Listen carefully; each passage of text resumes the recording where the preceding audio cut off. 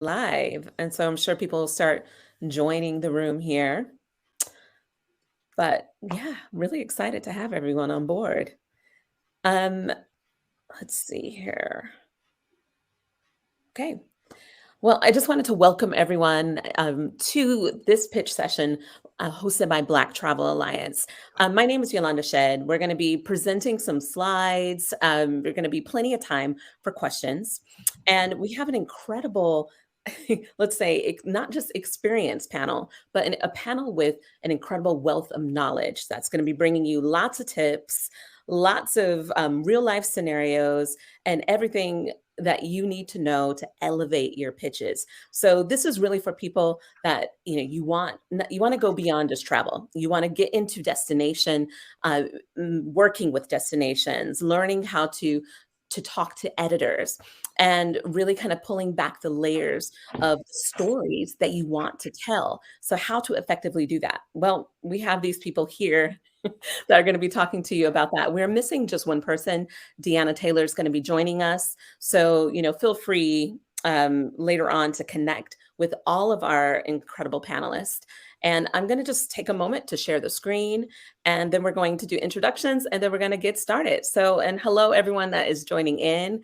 Make sure you let us know where you're joining in from, because yeah, we're really excited to have you here. So let me see, I'm just going to share a screen. And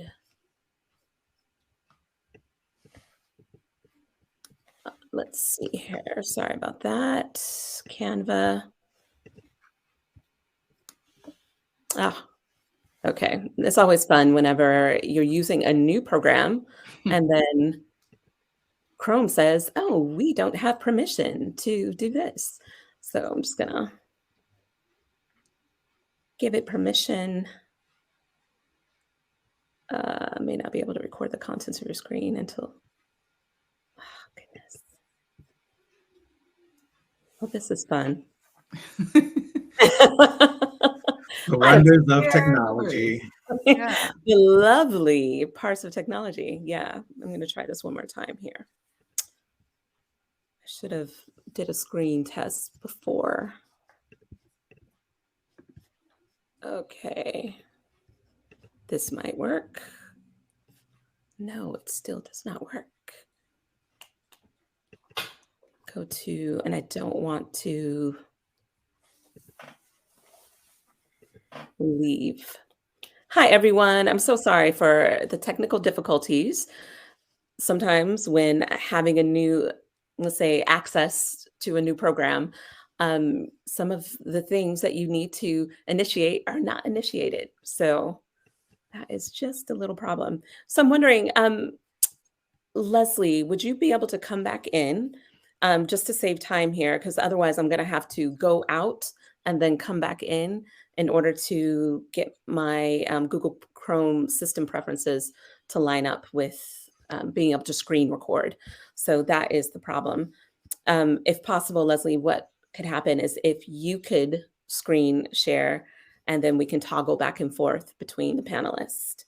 Would that be a possibility? So just looking at everyone that's joining in, thanks everyone for coming in, and apologies for the late start. As I mentioned before, as we have people coming in, we have some really incredible panelists that are joining us from all corners of the world. And we're going to be introducing them here in just a second. What I'm going to do is I'm just going to change my screen to a group layout so that you can see everyone here. And we're going to do some introductions, but we did have a really great presentation that's going to coincide with everything that our panelists will be sharing. So that will be going along, but unfortunately having a little bit of a technical difficulty with getting that loaded up. So wanted to apologize. But thanks, Malcolm from Florida. If anyone else, Rennie from North Carolina. We have Clementine that's coming in from Toronto. So the fellow Canadian, Heather, which is great. So yeah, feel free to drop where you're joining in from, because we'd love to give you a little bit of a shout out. And I'm just going to go on ahead. We have our final panelists joining us. Hello, DeAnna. How are you doing? Hi. Sorry for my tardiness. Listen, it is okay. This is the day of technical difficulties, because right now I'm having a little problem with getting the presentation screen shared. I would have to leave the program and then come back in, and it's a little bit of a problem. So I was just asking if Leslie on the back end could potentially share that. So what I want to do, just to keep everything moving along, I'm going to go ahead and just get into all of the different bios that we have for each speaker, if possible. And what I would like to do is to start off with Heather Greenwood-Davis. Now, Heather is a trailblazer. She's the first Black woman to have a travel column in both of Canada's national newspapers, and that is the Toronto Star, the Globe, and Mail. For more than 20 years, she's told travel stories that encourage parents to raise global citizens without sacrificing their own travel dreams and led by example. Her features appear in National Geographic, where she's been a contributing editor, contributing writer, and a columnist. And these publications range from Afar to Travel and Leisure to Condé Nast Traveler. Now, Heather's appeared on and hosted travel segments on television shows across North America, including CTV's The Social, CHCH Morning Live, Good Morning America, and CBS Sunday Morning.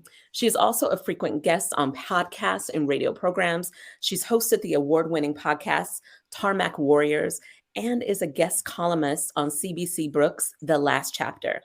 Now, if that isn't enough, amongst her many accolades, she's National Geographic's 2012 Traveler of the Year honor, in which she actually attained. This was awarded to her family after their year-long nonstop family trip around the world and remains her most treasured. She has also been honored with awards from SATW, TMAC, SAJA, like all the acronyms, everyone, and the FTA, where she was named 2020's Person of the Year. So as you can see, Heather Greenwood-Davis comes to the table with a wealth of knowledge and experience. And she is also joined by DeAnna Taylor. Now, DeAnna is a criminal defense attorney turned travel writer, author, and the current lifestyle director at large for Ebony Media, AKA, as we know, Ebony Magazine. The Charlotte, North Carolina native has touched all 7 continents, traveled to over 35 different countries, and even lived and worked in South Korea. She is also a freelance writer and editor with bylines and publications such as Travel Noir, Travel and Leisure, Condé Nast Traveler, Afar, Photos Travel, Lonely Planet, and more. In those roles, she has worked closely with a broad network of DMOs, travel and hospitality brands, as well as travel influencers to bridge the gap between the travel world and the lack of diversity that many travelers of color often speak about. Additionally, she showcases her world travels on her Instagram page, Broken Abroad Life, where she has a following of over 38,000 K. Let's get it right.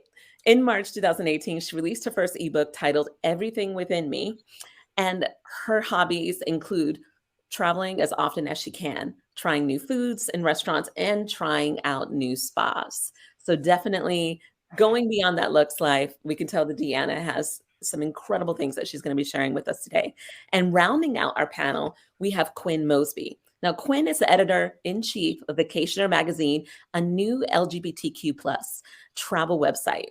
His more than 25 years of editorial experience includes working as an associate producer for BBC News, managing digital producer for the Travel Channel, and content manager for Travel Leaders Group. Kwin is also a freelance travel writer. His work has appeared in reputable print and digital publications, including Travel and Leisure, Afar, Condé Nast Traveler, TripAdvisor, Newsweek, Lonely Planet, and others.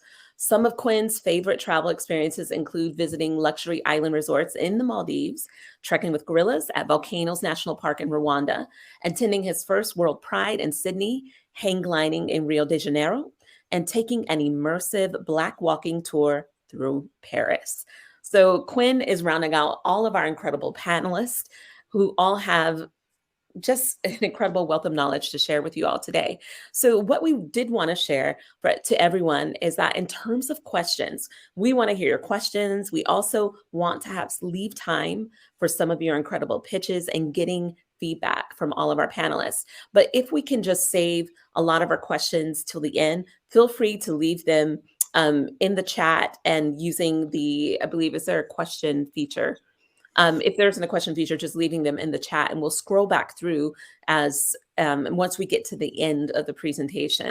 But what we're going to do now is we're going to go ahead and get started with the presentation. And if we can fast forward a couple of slides into past the intros, and we're going to talk about what a pitch is. And what I wanted to do is to have Heather kicking off with what is a pitch? Well, yeah, I think you've got a great synopsis there, but basically a pitch is the way. First of all, thank you. Thank you for having me. Thank you, Eulanda. Thanks. Sorry about all the technical difficulties, everybody, but I'm glad everyone's here. Yeah, so a pitch is basically the way that you're going to get your story idea in front of an editor or producer, depending on who you want to pitch it to. It's usually pretty short, and it has some really key elements to it that we'll talk about a little bit later. But hopefully you know a little bit about what a pitch is, because we're hoping to hear from you all about what your pitch is. Excellent. And so, as you guys know, like in terms of what a pitch is, we're going to be talking to each panelist. So if you're just joining in now and you've missed some of the intros, introducing all of those on the panel, well, then just make sure you stay tuned to the end, because you're going to get plenty of things. You're going to learn plenty of things, let's say, in terms of tips and everything to elevate your pitches to editors. Also, I would love to hear back from DeAnna in terms of what a pitch is to you, in terms of your experience that you've had working in across food and travel publications.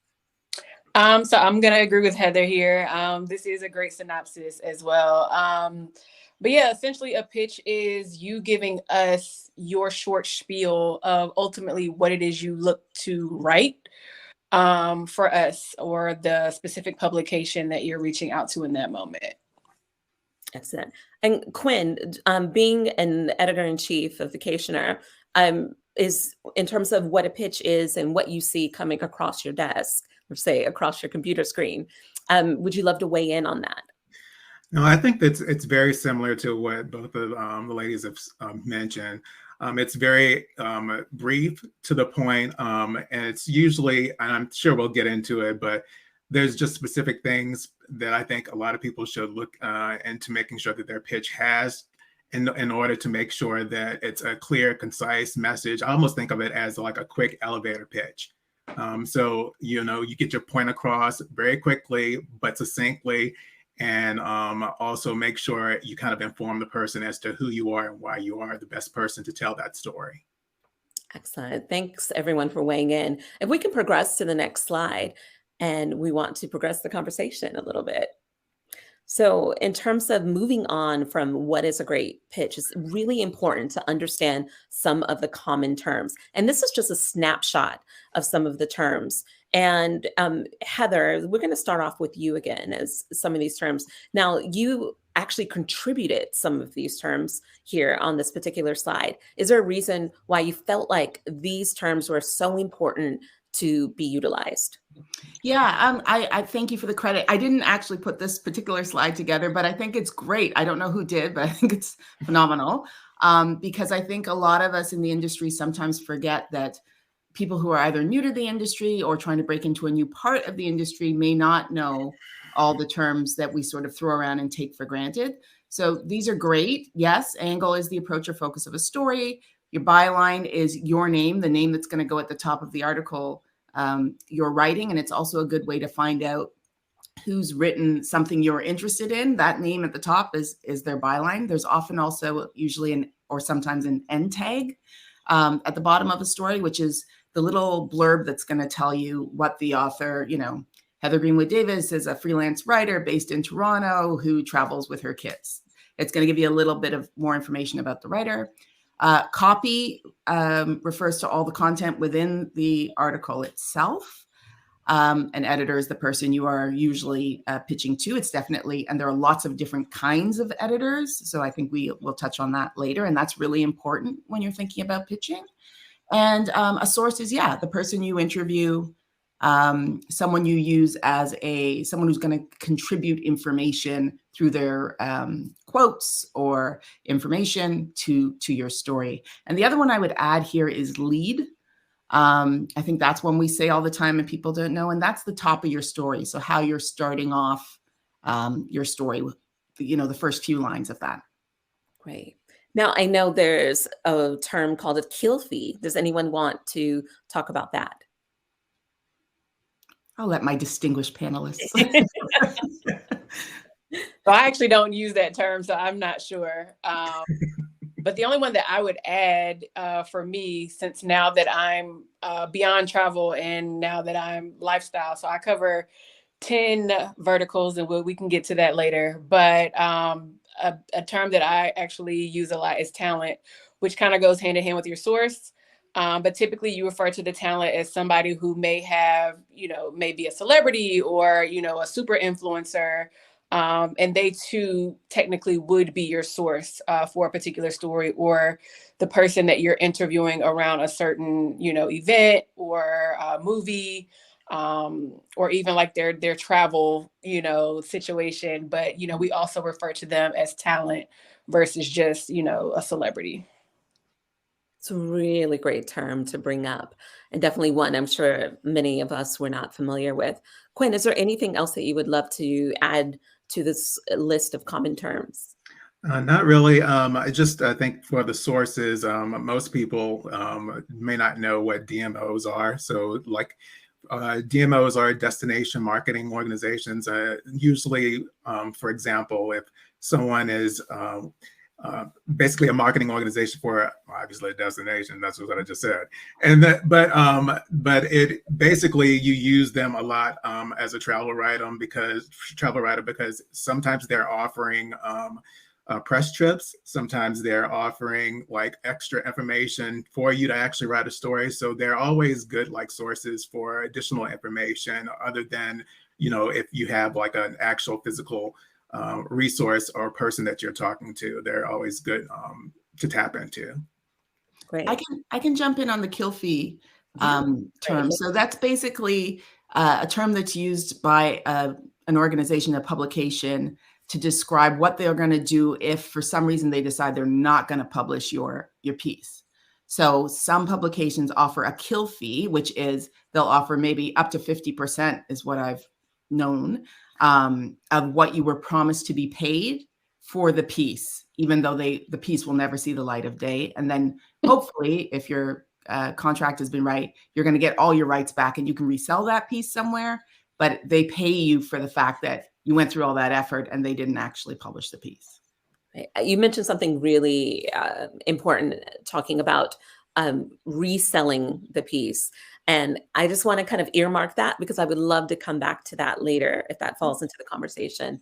How can we get our work to go further than and make that footprint a bit wider than where it already is? So yes, thank you so much, Heather, for bringing that up. But we're going to move on to the next slide where it's talking about key lessons that in terms of in pitching and, finding good stories and how reputation matters and how relationships matter.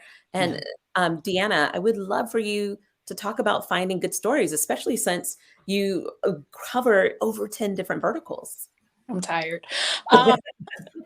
But yeah, so I guess for me as an editor, I think it's really about before you pitch me, don't just reach out because, I follow her on Instagram or, somebody sent me your email address and said that I could reach out to you, to write for Ebony. While that may be true, first, I do ask that, you kind of peruse the website just a little bit. Obviously we're not asking you to read each and every story, but at least kind of skim, at least for us, our website is broken down into the different verticals. So if you know that you're pitching a travel story specifically, we have a travel tab under the lifestyle section. So I would just say kind of like skim that particular vertical first to see what has already been written, at least in the last year. Because more than likely, if you're pitching something similar, I likely wouldn't accept that pitch. So before you even kind of go through the hassle of, I went to, Seychelles and I want to write this story. Well, did we just recently write about the Seychelles? Very often, a lot of publications, we don't double back on stories very quickly, unless it's just something that really, really stands out and that's just very niched within a certain destination or a certain subject matter. But just kind of understanding, what's already out there on the particular publication site or even in print. And then also kind of understanding our voice and, the types of stories that you see on our website, because that means those are typically the types of stories we're more likely to publish in the future as well. So just kind of having a good grasp on, who you're pitching to essentially, and what it is that they may be potentially looking for, versus just saying, well, I know I'm more well-versed in this particular subject matter and I'm a good writer, so you should take my story, if that makes sense. So basically, even if someone has they just love the Maldives, You're they right. should do their research first and to make sure that your publication hasn't covered it in the way that they want to cover it. Is that what I'm hearing? Absolutely. Absolutely. And then even I would say in this, and I'll let the other panelists jump in, but also when you introduce yourself, give us, if you have a portfolio of some of your writing samples from other outlets, that's very helpful. I won't say that in a freelancer situation, we'll necessarily need a resume, but, definitely a portfolio or like an author's profile from another publication. That's very helpful, just so we can get an understanding of your writing style specifically. And then, again, just kind of having that understanding of who you're pitching to as an outlet and as a brand. Guys, I hope everyone is taking notes, because let's say everyone on the panel is dropping some serious gems for sure. I know there's been some questions that have come up.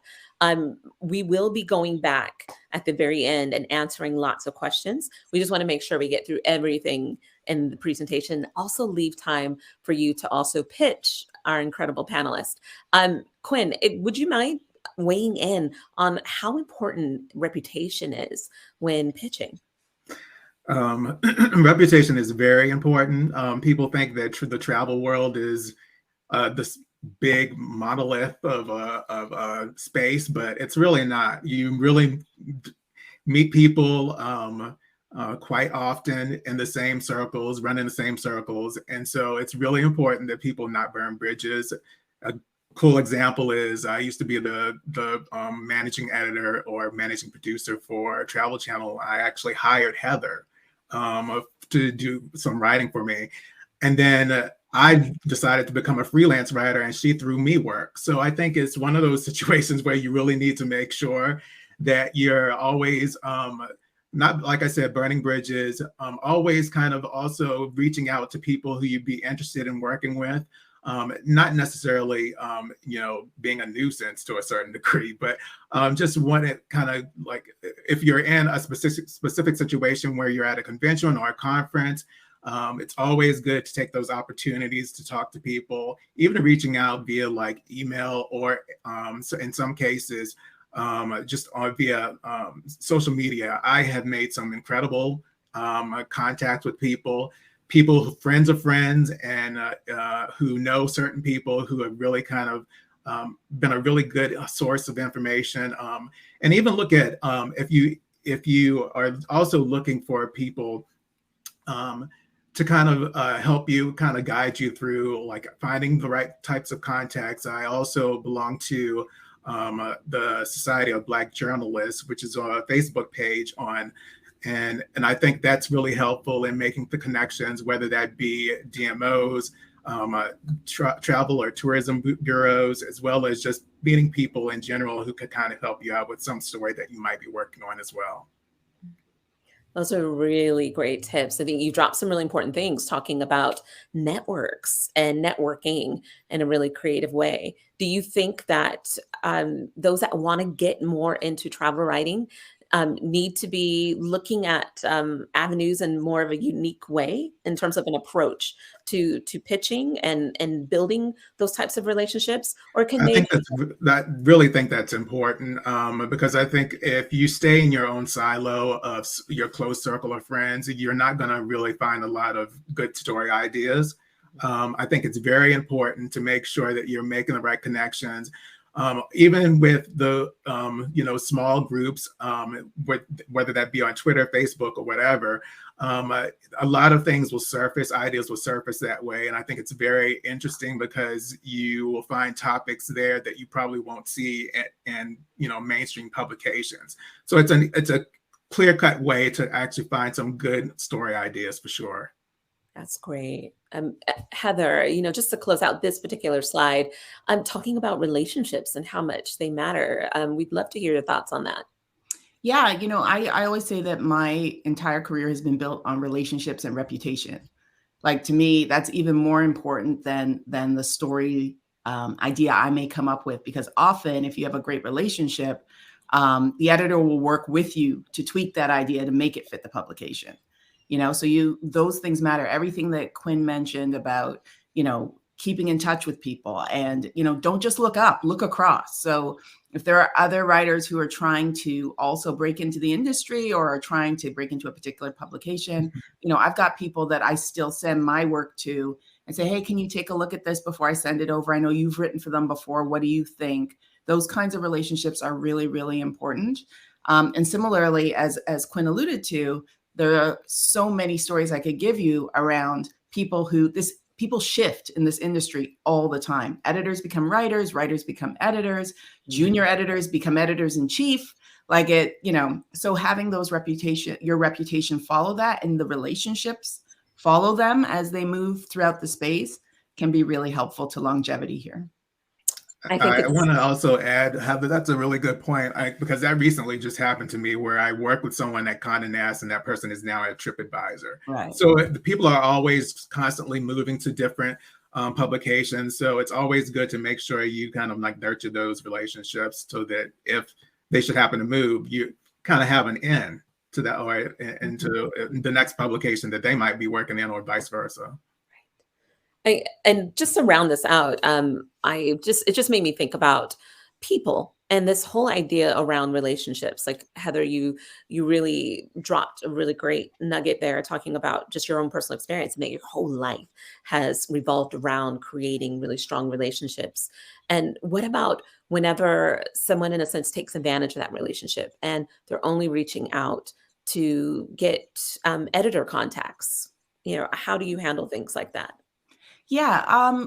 If I work with you, or we've worked together and there's some way I can help you, I will. A lot of information people reach out to me for is really public information. And so I'm always like, okay, sure, I can pass you that editor's email, but that email is actually, if you just went to the website, you'd find it. There are certain emails I can't give out. Literally, the editors have been like, no, I'm giving you this, side route in, but I don't expect you to share that with everybody out there. I do think, I'm a big believer in there's enough pie for everyone. The world is vast. The stories that can be told are, infinite. And we're all going to bring different things to it. I think some of the other slides allude to that. So I'm happy to help where I can. I mean, the other caveat is that I'm really, really, really busy. So it can become really difficult sometimes to answer everybody. But yeah, I'm happy to help. I get a sense that community is so, so important. And that makes me think about, as we move on to the next slide, about where to find the people that you need to know. And I wanted to have you all weigh in on this. And we have a variety of different places, of where you can find those people. And I think you all pretty much touched on that a little bit more, but are there any other thoughts that you'd like to add to this list? And anyone could tune in or chime in at this time. Well, I'll jump off the conversation. Mastheads, because that's another term that people maybe don't know. But the masthead is the part of the magazine that's going to list all of the editors and writers in the publication. So in a magazine, you might find that within the first few pages or the last few pages. Online, if you search for a publication and masthead, Google that, you'll probably come up with the list. And it will list everyone from, the publisher to the managing editor to the editor-in-chief, features editors versus front of book editors. People have lots of different titles, and it usually lists them. Forgive me if I've never worked at a magazine, but my belief is that it's listed from most important down in terms of not seniority, but most important to the publication. Mhm. So the senior editor, for example, at a publication who is above a features editor may be someone who the features editor actually has to go through. You're usually aiming for the most relevant editor to what you're trying to sell. So if you have a feature you're trying to get into the main well of the book, then maybe you're pitching the features editor. If you have something for the front of the book, you may be pitching, I don't know, an articles editor. Would that be the right term, you guys? But like there's definitely different titles depending on who's doing what in the book. And you will find all those titles and their names and sometimes their emails or Instagrams in the masthead. Excellent. And Kwin, do you have anything you'd like to add? I mean, you've worked with the Travel Channel, and we see things like TV show credits and producers. So I've actually more recently, you can always obviously get in contact with producers and are who are basically kind of like, you know, obviously producing the shows. But I've also worked with PR companies or the actual media companies that have actually produced the shows. For example, I'm doing a piece next week with and interviewing Preston Mitchum, who is a cast member on Summer House, Martha's Vineyard. It's a Black cast, which I love, but it's also one of those opportunities where, because he's also a queer activist, I was like, well, this is a perfect idea, perfect story idea. So I reached out to, I'd already had fostered like a relationship with Universal Media. And so they were able to actually connect me with the showrunner and producer, and then I got in contact with Preston. I mean, I did reach out and via Instagram, but I also wanted to be a little bit more professional about it too, and just to let him know that, hey, I'm a serious, you know, journalist and writer, and really do want to interview you.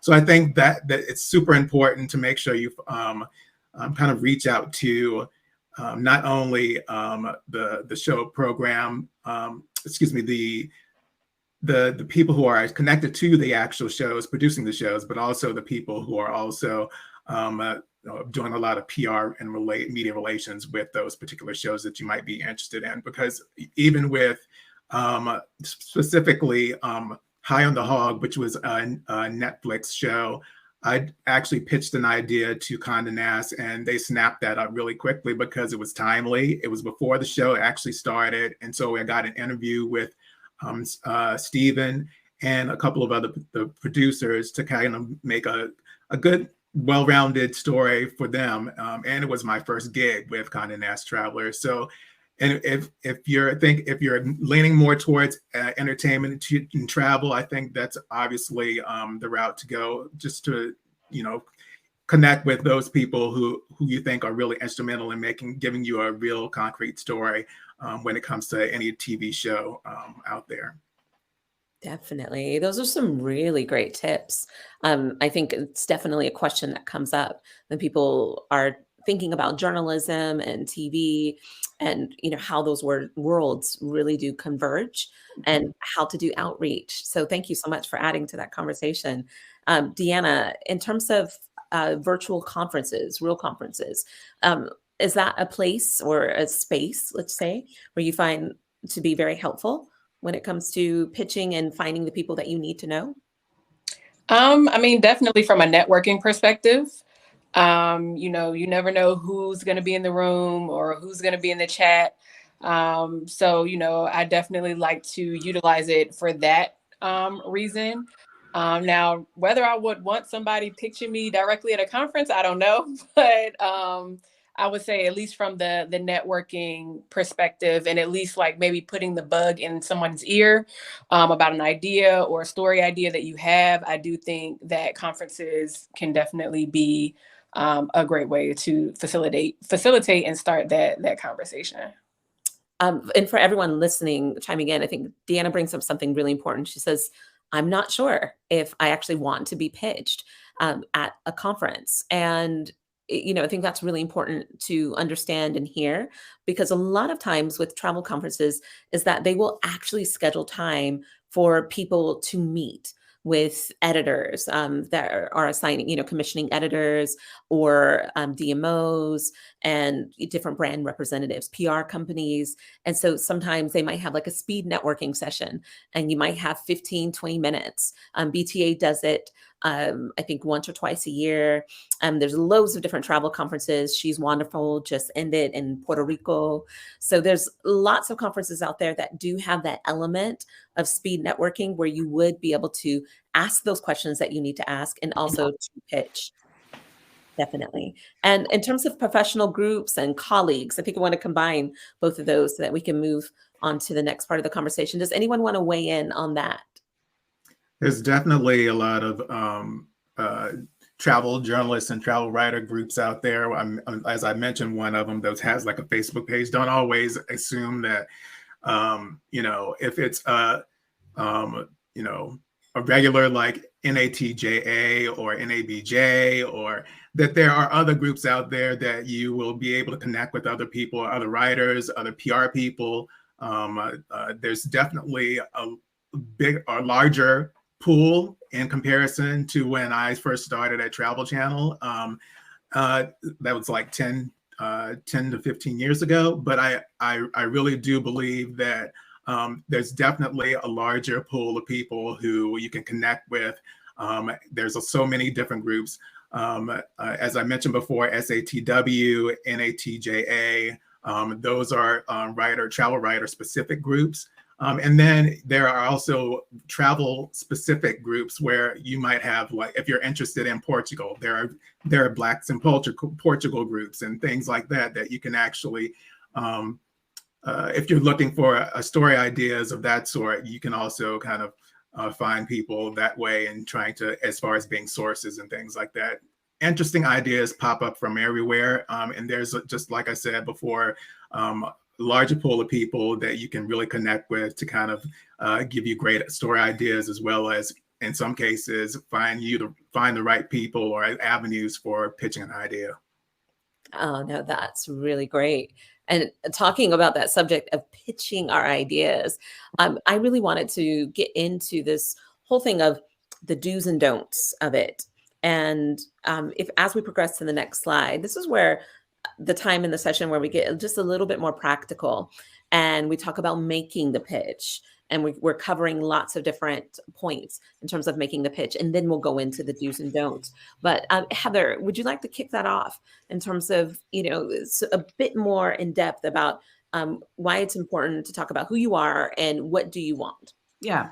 So this is one of the slides I suggested, and this one is sort of what I think about as I'm putting a pitch together to an editor. So I'm thinking, these are the questions that I'm asking, thinking that these are the answers that they want to come out of reading my very brief pitch, right? So yes, I'm going to, introduce myself. I'm going to say who I am. I'm a travel writer. I'm based in Toronto, whatever is relevant to whatever I'm pitching. I'm going to talk about what I want here. I'm thinking I have an article idea for an 800-word piece in your main feature well about X. The what's in it for me, the me is the editor. I figure they want to know, like, well, why are you pitching it to us? Like, why is this story a good story for our publication? So I want to demonstrate, what is it about the magazine that I think makes this story a good fit? Or, demonstrate that I've read the magazine. So I know you did a story on X recently, and this is a great follow-up, because I want to make sure they understand what they're getting out of that pitch. What makes me the expert, so, I've been writing travel for X long, or I've written other stories for your publication, such as Y. And says who is like, says you in some cases, because I've written for you before.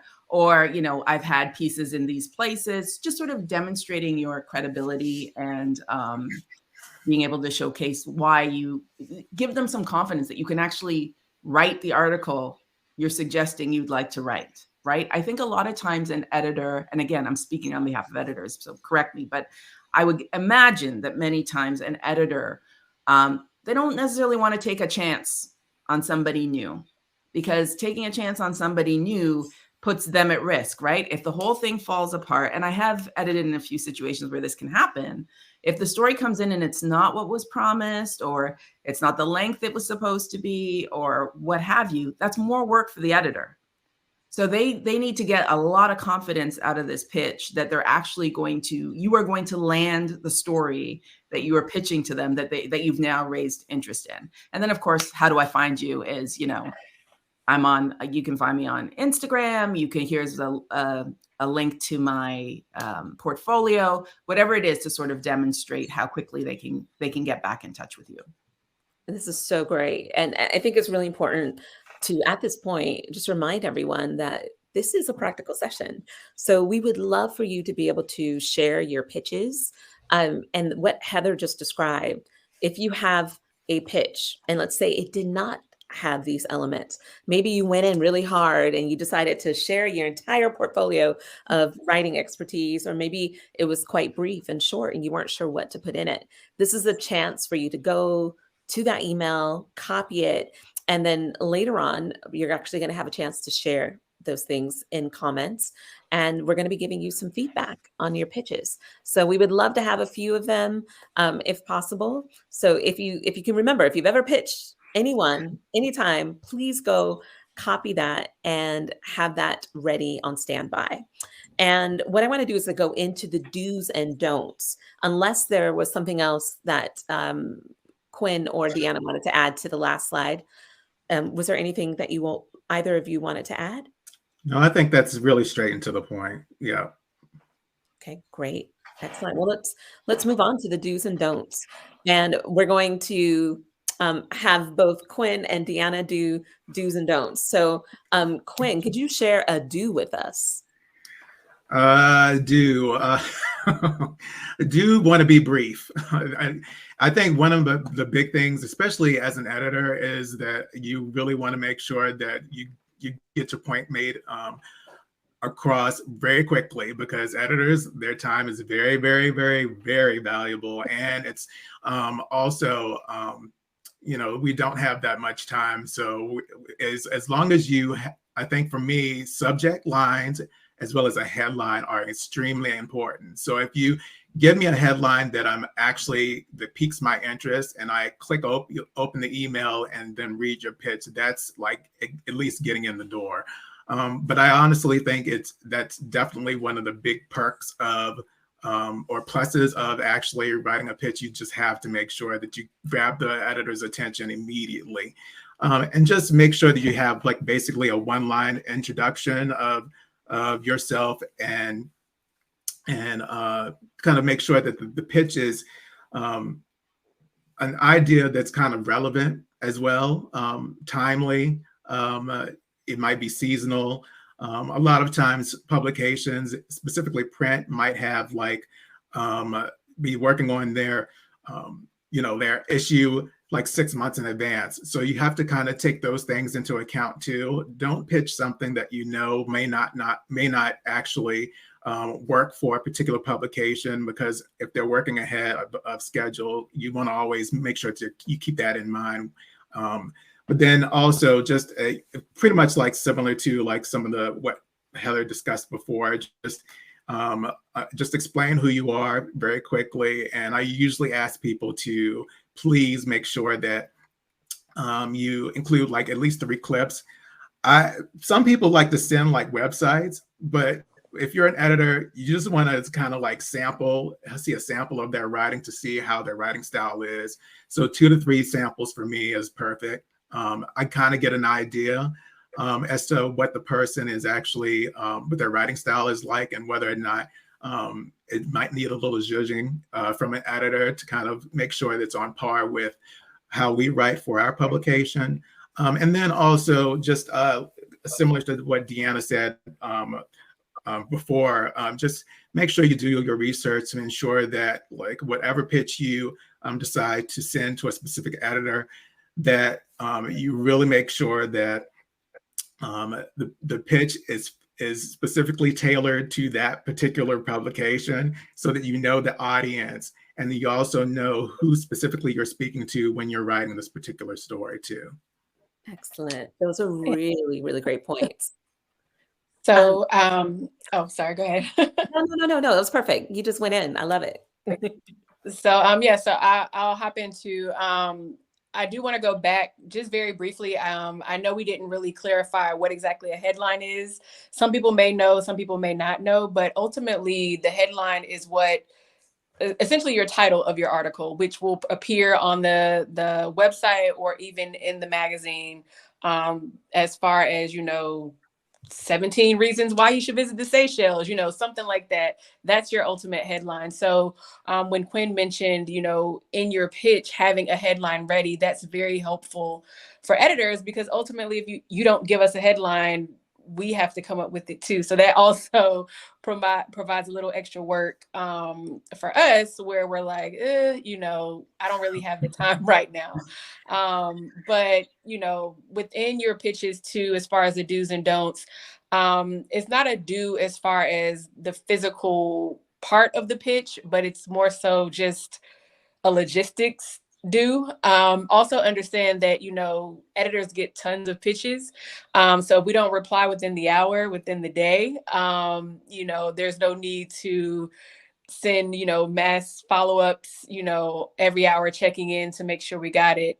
I know for me personally, and every single editor is different in how they reply, in, their time frames, things like that. But as Kwin said, if it's something that really sticks out to me, that I know is timely, that I know is relevant to maybe a theme that we have for that particular month, then yes, I'm more likely to reply to that a little sooner, just to ensure that we're getting it up at the appropriate time if it is something that's approved. Whereas on the flip side, if you send me something for Christmas, we're digital, so we work almost in real time, versus a print magazine, they work farther out. They have to have those things planned out far in advance. So whereas they may be planning winter and Christmas content right now, we're literally on Father's Day, Pride Month, so things within June. So if you're pitching me something that's months out, I'm likely gonna, push it to the back of my inbox. It's not to say that, I don't care about your pitch, I don't care about your question, but, I have to focus on what is relevant to us as a brand at that moment. And again, that's different across the board for every single publication, editor, brand, et cetera, et cetera. So it's just really important to kind of like do your due diligence in figuring out, okay, what's relevant for Ebony right now. And it may even be a matter of reaching out to an editor to say like, hey, is it possible to see an editorial calendar? Is it possible to see, your current deck? I could probably send that, versus having a back and forth conversation of like explaining to you every single thing that I need in the moment. So I would say even starting there, as far as asking for an editorial calendar or a deck, just to be sure that, the pitches that you have are aligned with the needs of the brand at the moment. I mean, and similar to that, DeAnna, I think, most people don't even realize that, that I think, well, I did when I started freelancing, is that when you actually are looking for specific like publications to write for, sometimes they actually do have their pitch guidelines on their website with the actual emails that you should contact them. So it's like, it's easy, I think, to find that that information. It's readily available for a lot of like big publications like Travel and Leisure and Condé Nast and a couple of other places. So just, don't underestimate the internet. It has everything, all the information you really need on there, other than just asking the, people in context you might know of at the moment. So Google has been my friend in this industry. I just add too that like, why burn that time? Like if an editor is going to open your email, I'd rather she or he open it for this great story that I'm pitching, so that they can consider that. Like if they're going to open my email to give me a piece of information that they had already put somewhere that was available for me to find, to me, you're sort of wasting their time, which doesn't bode well for the relationship part of things. Absolutely. Oh, guys, you're dropping the gems today. Seriously. I remember that, BTA hosted a webinar that was taught by Tamiko Harvey about using SEO, and it was more from a blogging perspective, but it made me think about using different tools like key search. And when DeAnna, you talked about headlines, Kwin, you talked about headlines, and putting that in your pitch. How important is it to, even when you do come up with a headline, to make sure that parts of that headline have not been written about in its form before? It's very important. Number one, you can run issues for the brand with like plagiarism, copy issue rights, different legal matters, even with photos. And we can talk about those later. But yeah, it's very important, again, to just do your due diligence with a quick internet search. So if you have, maybe an idea for a headline, drop it in Google. You'll be surprised like what will come back. And I've unfortunately had that with people sending me things like headlines or even like pitches or story synopsis. And I literally do a quick copy and paste of a few sentences and it's somebody else's article. So I am very diligent about that. Also, I'm a lawyer. So that's the reason why I do it. But yeah, just due diligence at the end of the day. It goes a long way. So I'm going to bring up something here because we are talking about do's and don'ts. And as we know, AI has become, it's the new hot topic. Everyone's talking about it. There are loads of different platforms. Creators are using it. Writers are using it. There's been lots of discussions on Twitter I've seen. How are you addressing that as like commissioning editors, as writers yourself? Are you using AI in other ways, or are you, what are your thoughts on it when it comes to journalism? I personally have not been using it. I have received emails from publications that told us if we basically use it, then it's grounds for them to basically either fire us or not use our work. So that's not uncommon. But I think for me personally, it's still one of those areas that I'm trying to navigate. I don't use it per se for like research and things like that, or even using it, period. But I do think that it's going to be a very, I guess, gray area, I think, moving forward, because I think a lot of people are also using it as part of their ways of using, not necessarily for like travel writing specifically, but also using it as a way to actually plan their vacation too, as you'll see with like Expedia and other companies. So definitely. Anyone else wanted to add to the conversation at all? I'm not with Kwin. I haven't had experience with it yet. So, but I have had people or writers approach me and say like, oh, like I can write fast, not trying to pitch me with it, but just, I guess, for other outlets, how they potentially can utilize it. I'll say it probably wouldn't fare well with us, but yeah. Yeah, it's one of those things. I would love to weigh in on this, is to suggest that people don't use it to generate word for word content, because in a sense it's another form of plagiarism. So I think we have to be really careful with it. But I do believe that it can be used in a very helpful way to progress ideas. And you could use it for research. You can use it to refine things. So yeah, my husband and I, we've been using it lately just to help refine some ideas. We might say, okay, well, how can we get in a bit deeper into a specific subject and see what comes out of it? Sometimes we haven't been happy with the results, and sometimes it's been very interesting to see. But I think the industry on that side is progressing day by day by leaps and bounds. So I think it's important to at least have some understanding of it, and to also know when to use it and when not to potentially use it.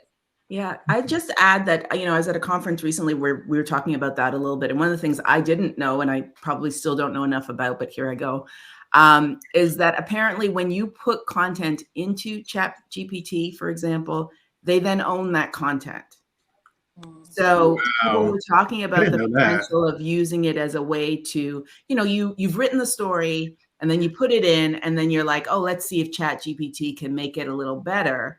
Well, now that's no longer your story and other people can now take from it or what have you. I don't know the ins and outs of it. I don't know the fine details, but it makes sense to me. Like why not? Right? Why wouldn't they? Yeah, it's take ownership of it's a that. So I just be yeah, careful about what you put in until you understand what you're definitely. giving away there. Definitely. I think it's just important to understand because it is a learning platform. And Yeah. this is not an AI talk, so we won't go into all of that. But all I can say is that everyone, like, do your research. Like Heather was saying, is that you don't want to get into a situation where you're being held to question because you've put everything that your intellectual property basically into a platform, and then they own it, and then in a sense you want it back, or there's a lot there. But also, we shouldn't be anti AI. There are ways to use it as well. So that said, I did want to move on into a little bit more of the practical side of things as we move to the next slide about good pitches versus bad pitches. And I think we've been talking about this throughout the entire presentation, really, and everyone has been dropping some really incredible gems. I don't know if we have anyone that is tuning in that has had a chance to go and to copy some text that they had from a good pitch or a bad pitch, or maybe you don't even know if it was a good or bad pitch. But what I wanted to do was to have our panelists weigh in and to talk about, what is a good pitch versus a bad pitch. So maybe Heather, if we can have you kick off that conversation about good pitches versus bad pitches. Yeah, I Hold on think one we second. probably. Sorry, 1 second. I have Yeah. to go get my charger. I know this is very ghetto. Sorry, guys. But I couldn't No, log you in. go do it. You go do you. It's okay. You join back So in when you can. Yeah, so I'll be back, everyone. I was just going to say, I think we've hit pretty much, what a good pitch is, and a bad pitch is the opposite of all the things we said. But one of the things I would just caution is that I think people get caught up in, like, maybe my pitch isn't good enough, or maybe my idea isn't good enough, or I was rejected on this idea from X publication, so that means I'm not supposed to write this story. And I just wanted to say that, like, I've been rejected a ton. A lot of people will tell you. I know a lot of people who keep, I don't know if you ever did this, Kwin. I never did this, but who keep, like, because I can't work Excel. Spreadsheet. Yes, they keep these Excel sheets with, like, who I pitched, when I sent the pitch, how many weeks it's been since the pitch went in, was it accepted, was it rejected. Lola, I always screw up her last name, Kinmaid Agerstrom. Yes, she has a fantastic, you should all go see her site. She's done it for like 10 years, kept track of all of her pitches, what percentage were successful, what weren't. Good for Lola. I can't do that kind of math. So I don't have any of that, but I have been rejected a ton. And it's really gratifying after a number of years to sort of realize that a lot of the places that rejected me when I was starting, I've now written for or had experiences with. So don't take those rejections personally. Don't give up on an idea that you believe in, until you've had quite a few rejections, maybe, or run it by a colleague or a friend. I would just say a bad pitch doesn't necessarily, a rejection doesn't necessarily mean it was a bad pitch. No, I definitely would agree with that. I mean, I also kind of set up, like, goals, like, because I'm an editor and then I do freelancing on the side. I also set up goals as to, like, I want to write for this publication this year. And so if I have those goals set and I'm constantly thinking about those different, like, ideas that would actually pertain to those publications, I think I'm usually 9 times out of 10, I'm pretty good about making sure that I'm, like, published in that particular. I mean, it's obviously those things that we talked about before, making sure that make the connections with the right people is also essential. But I think that's also been always stuck in the back of my head, is like, if people set goals, I think that would really help them to kind of focus on where they want to be and where they want to be published too. Definitely. I agree. I agree with everything. Definitely. And just to chime in on what Heather said, like, I always tell people, like, you'd be surprised at the amount of no's that we've had within our career. It's not always a yes for us, even as editors now. I still get ignored. I still get this isn't a fit for us. So, don't be discouraged by a no. Don't be discouraged if, an editor doesn't get back to you. Like, you would be surprised, like, how many emails editors get, on top of just the fact that like not everything's gonna land. Like that's just the way of the land. But I always encourage people to keep trying, because just as many no's, like you're gonna get that yes. You're gonna get that yes at some point. You know, and just keep trying. But I mean, when I say keep trying, like you said, don't be a nuisance about it, but you know, keep trying, you know, retweet things, you know, if you feel the editor has time, which I don't know, it's kind of hard to feel out, you know, maybe ask if they're, you know, when they have time, if they can give you feedback on a pitch, so that you can better tweak it to their needs at that moment, especially if it's one of those publications on your vision board for the year, as Kwin has mentioned. But you know, don't give up. That's all I'll say. Don't give up, and make sure you're pitching for the right reasons. Like, don't just pitch because you want to travel the world for free. Right. We haven't touched on that. That's a whole another conversation in itself. That I get a lot, you know, like, You killed Eulanda. Yeah. So, you know, that's a whole nother conversation for another day. But, you know, make sure you're pitching with intentionality. That's all I can say. No, that's actually a good point, because one of the things that I forgot to mention is that a bad pitch is like starting out, hey, I'm going on a trip to blah, blah, blah. Can I write for you? That is the worst. It's like because you're not giving me any real, it's almost like, because I actually had someone who was like an established writer send me something like that recently. And I'm like, okay, yeah, that's great. But you also want to make sure that you're taking the initiative to actually create those stories that might be interesting to that publication too. So, just, you know, if you're going on a lot of places want you to be upfront about press trips, and then also just make sure that you kind of have a clear sense of ideas as to what you want to do before you pitch them. I mean, I've taken press trips before, and people have asked me specifically whether or not I can actually pitch to a specific publication before I go on the trip. And I always tell them that I do not do that, because the real ideas are really on the ground level for the most part. And I'm not going to really know unless I'm talking to the people who are in that particular destination too. Yeah, absolutely. So that really brings up a really great, I'm so sorry, my mama's calling me. Let me decline that. Uh-oh.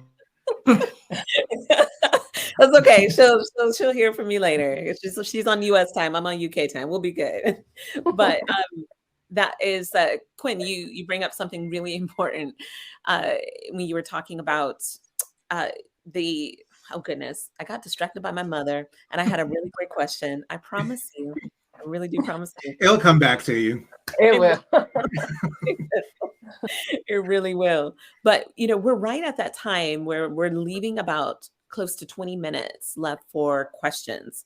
So I know I had a few questions for the panelists. I know our audience did as well. Annie, who's tuning in, can't remember exactly where she's tuning in from, but she had a really incredible question where she talked about, now that she mentioned getting our rights back and contract. I'm wondering if you can provide some tips on things we should look at in a contract. So we're turning the conversation around to contracts now. So would anyone love to weigh in on that about, you know, things that, Mama, I cannot take. It might be important, girl. You might want to. No, because I left her a voice note earlier, so I know that's why she's calling me. So it's travel related, and I'm like, Mama, I'm so sorry. It's okay. So embarrassing. I love my mama though. Yes, and while you're answering, I'm going to text my mom. Let her know that I'm on the session. But so I guess for clarification, is the question on, you know, is there ever a time when you can ask for your rights back to something, or was there like something specific about? Can you provide some tips on things we should look for in a contract? Got you.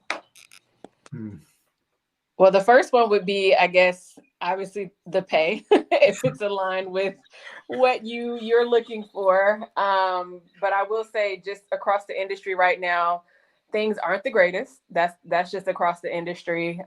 So some of these fees that you may have seen, you know, even 2 years ago, a year ago, you know, unfortunately, they're just not there right now. So be aware of that.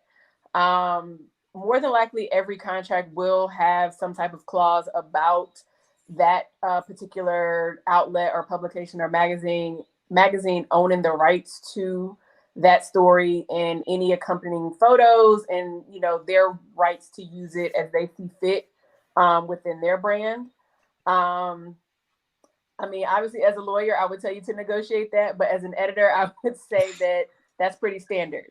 So it's not really a lot that you can do around that other than put it on your own blog, I guess you can say, to be able to use. But likely when they say that it's theirs to own or to use, that means that, you know, you can't go shop that exact same story to another publication.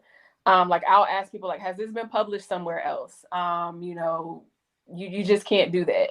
But that brand can, you know, repurpose it, you know, 3 years from now. You'd be surprised. I get emails now where my stories are showing up for a brand that I am no longer even want to be associated with. So, but that's just part of the contract. So you have to be okay with that too, because most of the times those clauses are in perpetuity, meaning they last forever and ever and ever. That's what in perpetuity means. So yeah. Those are some really great things to bring up in terms of contracts and things that we should be looking for. Heather, did you have something to add to that? Yeah, well, I'm just like, you know, read it. Because no, but I mean, you know, like think about all the times we just click agree on the, you know, Right. the whatever terms and conditions of different things. And this one matters because, as you say, like it can, in perpetuity is a long time. So you really want to, do you want to give this thing away in perpetuity? I've had good luck, you know, arguing for different contractual changes. I'm often looking at things like an indemnity clause, right? Which is like, I'm going to cover all of this publications, you know, I'm going to cover all of Meredith's legal costs. And if somebody comes back on this, like how confident am I in my sources and stuff. So there are some things that you know, the kill fee, right? If there is no kill fee, maybe you want to negotiate in a kill fee, because if there's no kill fee and they kill it, then they just killed it. And you don't know, like, depending on how much time or effort you've put into that. So it depends. It's also going to depend on the publication, right? Like, and what they're invested in it. If they're paying you a lot of money, they may be more willing to sort of wiggle on things. But I think read it and ask. You know, they may come back and say, we can't do anything about that or what have you. But I really feel like every time we ask a question about something, and that goes for things beyond the contract, you know, if enough of us ask the question, then sometimes things shift. Definitely. And do you find that sometimes, like Kwin, we were talking about some of these online spaces where you can go and actually crowdsource some of these answers, that you can share a few things, like not necessarily putting the language of the contract exactly into the discussions, because sometimes you can get in trouble for that. But do you find that you can ask some of these questions in some of the groups that you're in online? For sure. I've definitely posed some of those questions to Heather before. And specifically about like speaking fee, like I was on a panel or something, and she was, I mean, she kind of like gave me some good pointers on how to approach the actual conversation and what to say. So that was really helpful. So I think those, like I said, those groups that you decide to actually be a part of, those are really instrumental in helping guide you through some of the quagmire of what is the travel industry sometimes. And I would say, if you have a question about rates, is to ask others in the space. And that's why networking is so important. And there seems to be a lot more conversations happening around transparency around rates. I think, Heather, you talked about this idea of there's enough work for everyone, and having an abundance mindset instead of a bit more of like that kind of hoarding, gatekeeperish type of mentality. So why not talk about our rates and be really, transparent about these things so that we can advocate for each other. Yeah. So I would just like to say to everyone, it's just to make sure that you're having those conversations with one another, because it helps to progress the entire industry, and it also helps you personally, each person. No, I definitely will say that, when like I mentioned before, like when I first started out as freelancing, I did it as a side hustle. And then I had thought about doing it full time, but I think over the last 3 to 4 years, when I actually decided to do it full time, a little bit more, it was really helpful because I knew that there was an actual community that I could talk to. I don't think that was there when I had initially, when I was at Travel Channel and doing the kind of the side gig thing. But I definitely think there are a lot of resources out there, specifically for Black and Brown journalists and writers, that wasn't there before when I started. Definitely. Well, I want to steer the conversation away from contracts. If we have time, we might come back to it. But Lauren Gay, Outdoorsy Diva, hey girl, has brought up some really great things about disclosure. And I find that this is a really important topic because it's also one thing that we didn't talk about as much in terms of, can you take on a press trip and write about it? What does that look like when a publication actually doesn't want to have any type of sponsored content or content that comes from a press trip featured in anything that you might pitch? But Lauren brought up a question saying, should we disclose if we are pitching something that is a result of an experience we had on a press trip? I was once told that they frowned upon accepting stories that are from sponsored travel. So does anyone want to weigh in on that disclosure? It depends on the brand. As far as whether they'll take the content from a press trip or a sponsored experience. We don't mind it. I don't mind it as an editor, me specifically. I'm going to tell people, if you have that type of, connection with someone and they invite you on a trip, sure, go. But every outlet is different as far as what they accept. Like I know BBC, one of the BBC travel editors told me, like, in no way, shape, or form, even if you went on this press trip a year ago, we can't accept a story that was birthed from a press trip. So you really just have to know the outlet. But I will say it is great to disclose that information when you're making a pitch, and then kind of let the editor further disclose, like, if that's something that they will accept.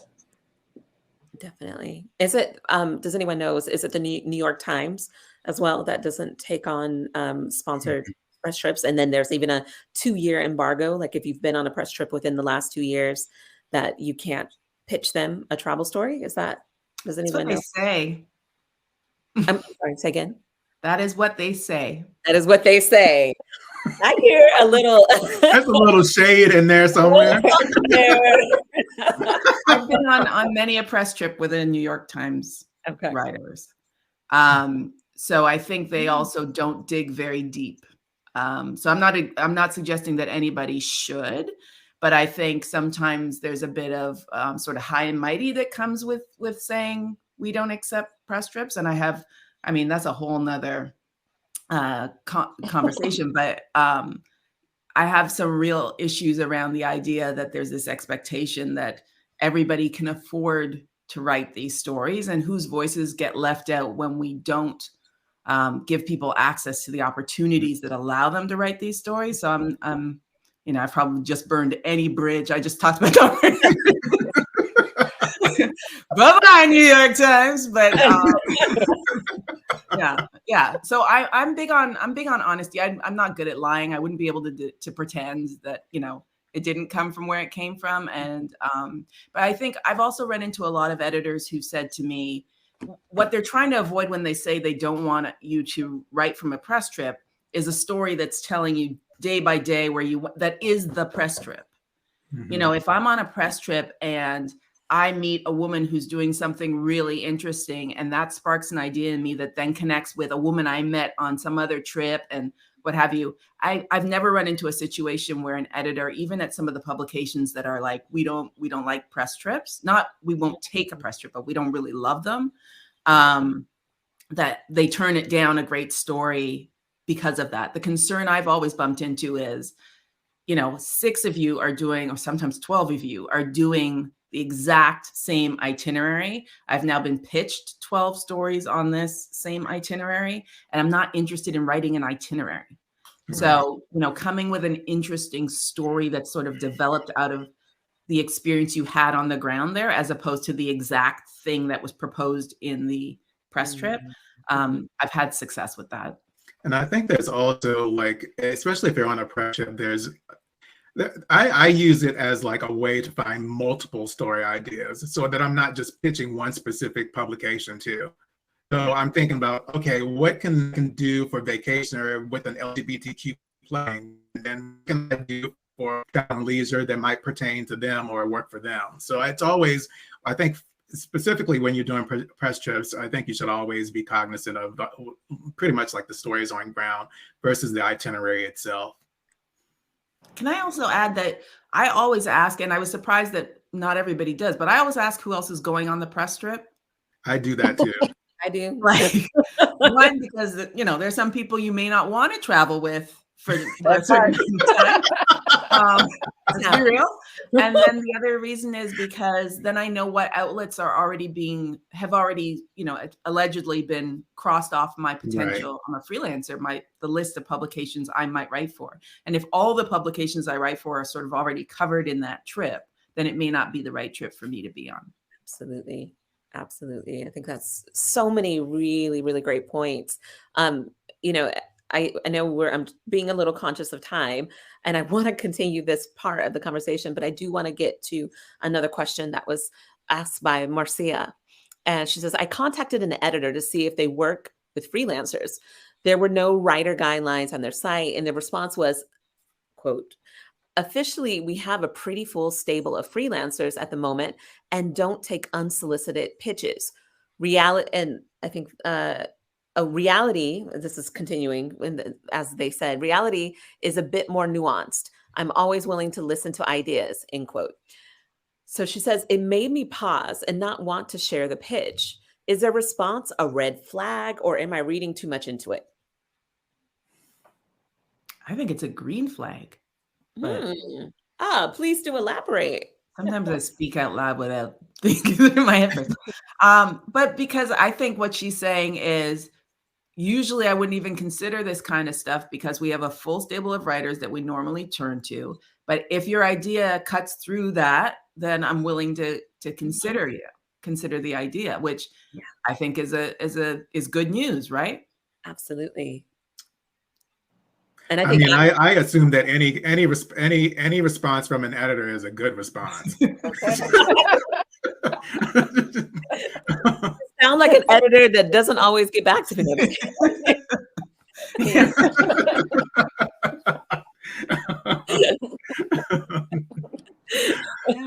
I try. No, I completely agree, Heather. DeAnna, did you want to weigh in or share anything about what you think? I agree with Heather. I think that's a good thing. Yeah.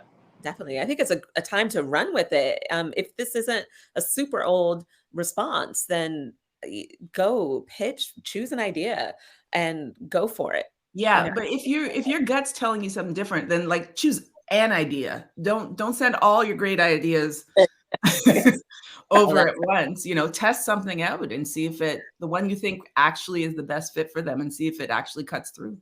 Yeah. Yeah, and I think that's one thing that I forgot to mention is that you want to make sure that you're pitching one idea, not multiple, because usually I think for the most part we have like the time span of like one thing and then that's it. It's like we don't have like multiple like time to search through and look through like 3 or 4 different paragraphs. It's just like quick to the point. Absolutely. Lisa chimes in and she says, she's really grateful that everyone has shared their perspectives and their knowledge. And she asks, what is your recommendation for someone who is absolutely new to writing and pitching?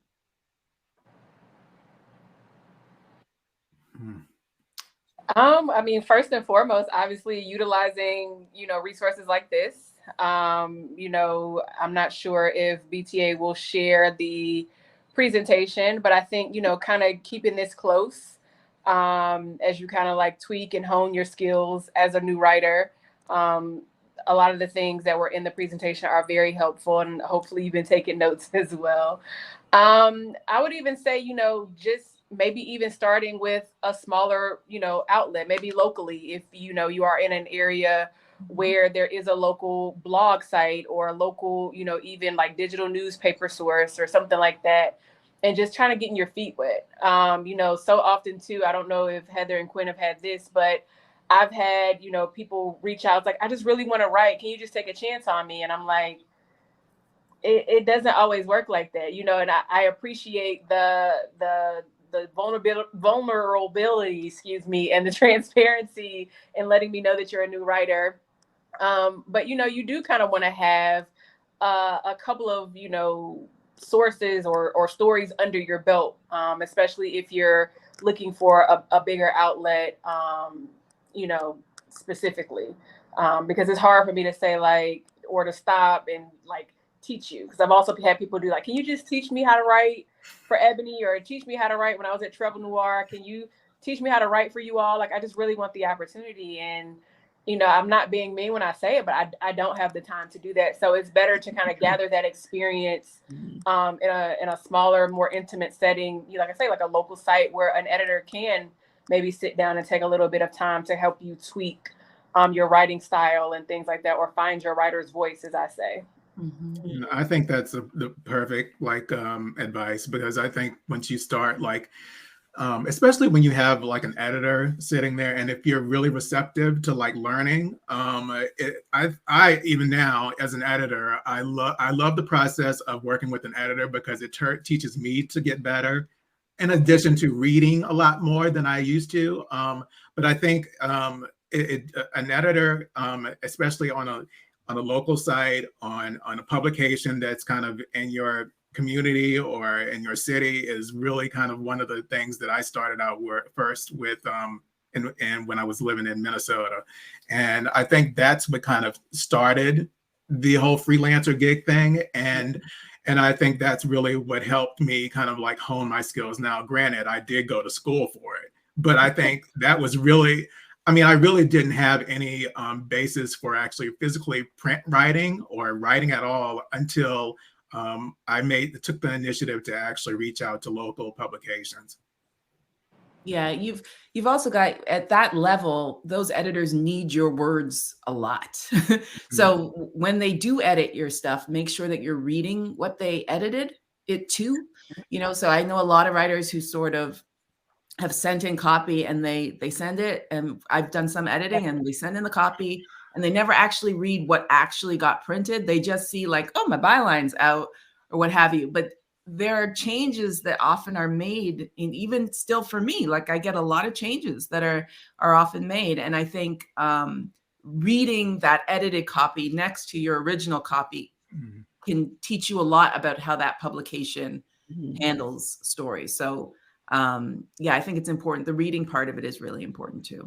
That's for me one of my biggest pet peeves, because I'm going because I have a more junior level like writers that I work with.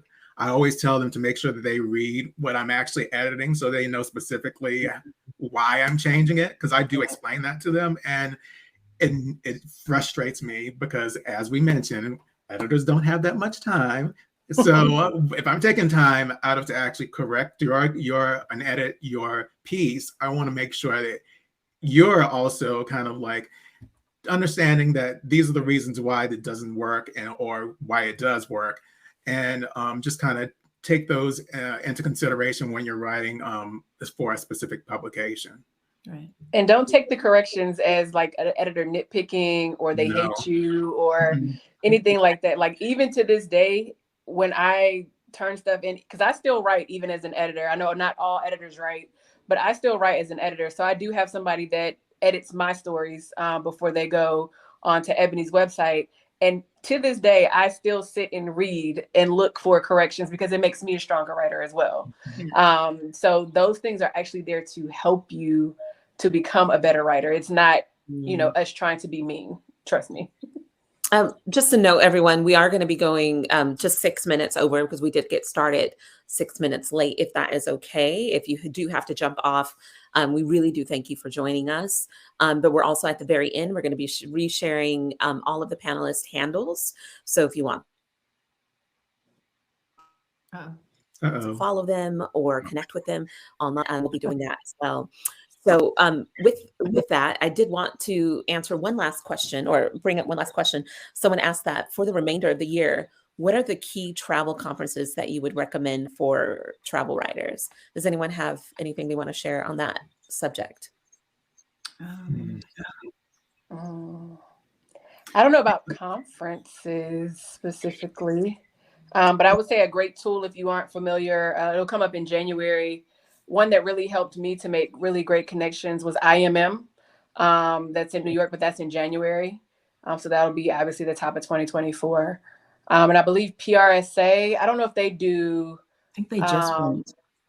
Okay, because I know they have like a travel or like a writing vertical or writing section of their conference too. Because I was invited last year, but I've never attended, so I can't give you much information. Yeah, I'm actually speaking on a panel for them, and I think it's at the end of June. Yeah. Okay. So they do have like a travel track on their in their conference too. So yeah, I'm not sure. Is it for us though? Because I've been once before, and it because they're aimed at PR professionals, PRSA.